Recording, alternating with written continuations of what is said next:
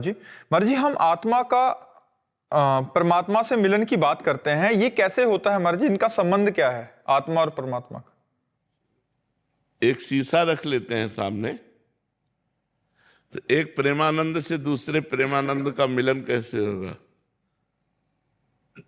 दो प्रेमानंद दिखाई दे रहे ना, तो जिसे आप आत्मा कहते हैं वही परमात्मा है, जो परमात्मा है वही आत्मा है। लेकिन जो दो प्रतीत हो रहे हैं उसका कारण शीशा है, दर्पण है बीच में, उसे हटा दीजिए, अब एक प्रेमानंद रह गया।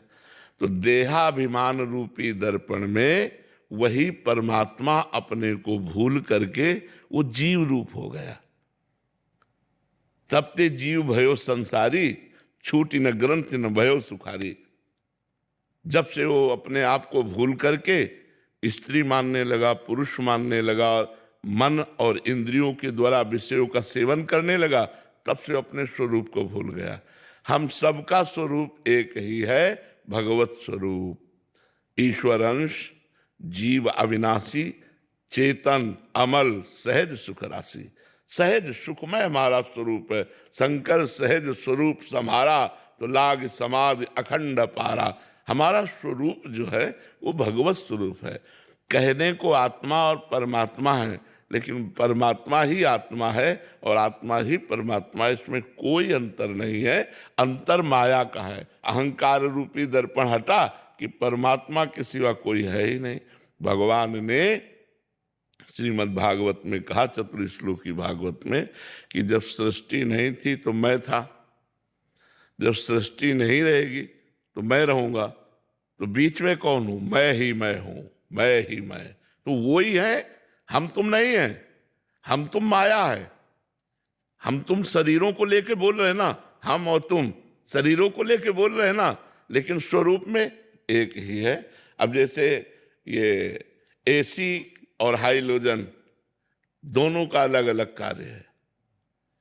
अगर अज्ञानी जी हो तो कहेगा इसमें बिजली और है, इसमें बिजली और है, लेकिन कार्य अलग होते हुए पावर तो एक ही है ना, बिजली तो एक ही है ना। कार्य विभिन्न प्रतिकूल भी हो सकते हैं। जैसे एक ठंडी हवा दे रहा है तो आप लगा लो हीटर, तो गर्म हवा देने लगेगा, लेकिन गर्म और ठंडी हवा यंत्र के कारण दे रहा है, पावर एक ही है।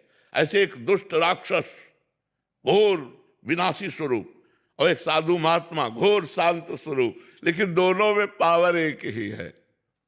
खोपड़ी खोपड़ी के कारण, अंतःकरण के कारण उसका स्वभाव अलग अलग दिखाई दे रहा है। परमात्मा एक ही है, वही आत्मा है, वही परमात्मा है। जब खूब हम भगवान का भजन करते हैं, अच्छे आचरण करते हैं, तो हम बच जाते हैं माया के आक्रमण से और हम भगवान को प्राप्त कर लेते हैं। नहीं तो बहुत कठिन है, और आजकल तो और कठिन है।